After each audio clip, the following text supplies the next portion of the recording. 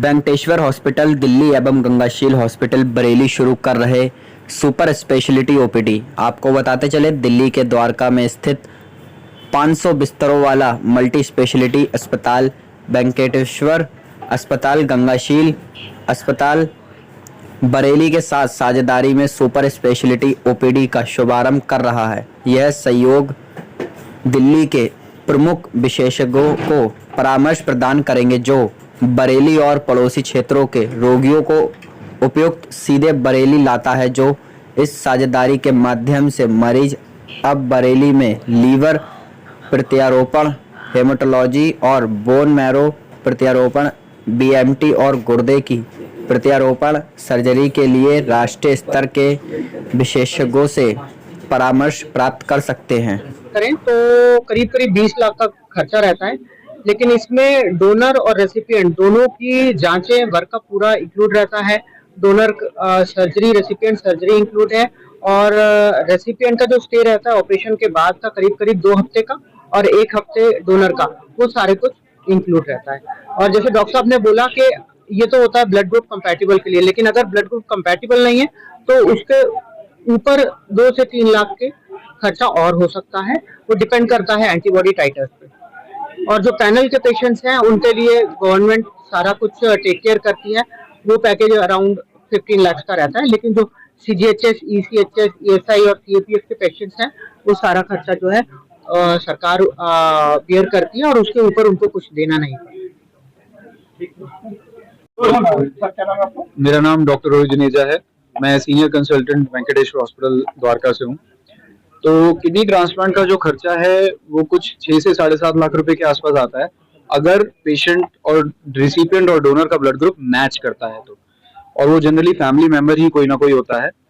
और इसके अंदर जो हमारा डोनर होता है वो 4 से 5 दिन रहता है, और रिसिपिएंट 7 से 10 दिन के आसपास रहता है।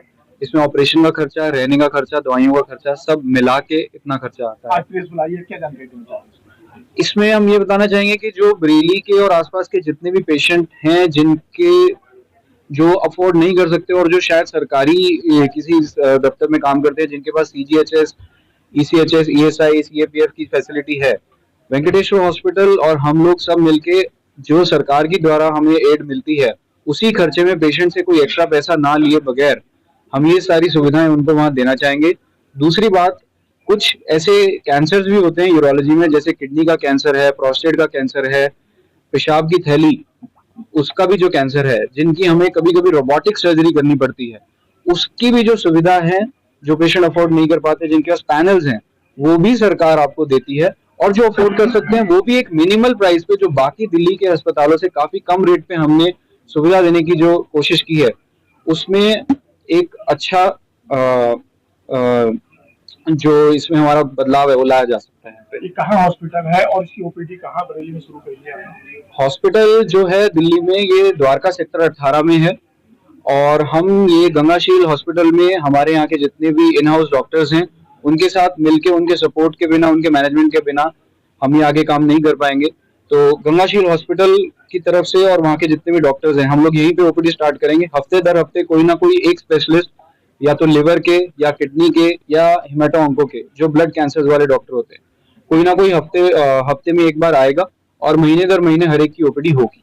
क्या ऑपरेट के लिए उन्हें दिल्ली जाना पड़ेगा या गंगाशील में उन्हें सुविधा मिलेगी? जैसे मान लीजिए कि कुछ छोटे मोटे प्रोसीजर्स हैं, जैसे डायलिसिस के लिए जो पेशेंट होता है, कुछ पेशेंट डायरेक्टली किडनी ट्रांसप्लांट के लिए मान जाते हैं, कुछ पेशेंट पहले डायलिसिस पे जाते हैं, तो एवी फिस्टुला जैसे प्रोसीजर्स हो गए, या कुछ छोटे मोटे जो किडनी के प्रोसीजर हैं, दूसरे प्रोसीजर्स हैं, वो हम यहाँ के जो हमारे डॉक्टर सुजान हैं उनसे मदद लेके हम ये चीज आगे काम कर सकते हैं। जो कुछ प्रोसीजर हैं जिसमें हमें कुछ ज्यादा तकनीकी की जरूरत है, उसमें हम पेशेंट को डायरेक्ट फैसिलिटी यहाँ से हॉस्पिटल दिल्ली वेंकटेश्वर हॉस्पिटल के लिए बुलाना पसंद करेंगे। कितने मरीजों के सक्सेसफुल इलाज हो चुका है, ऑपरेट कर चुका है? अगर हम किडनी ट्रांसप्लांट की बात करें तो हमारा हॉस्पिटल जो स्टार्ट हुआ था 2016-2017 से स्टार्ट हुआ था।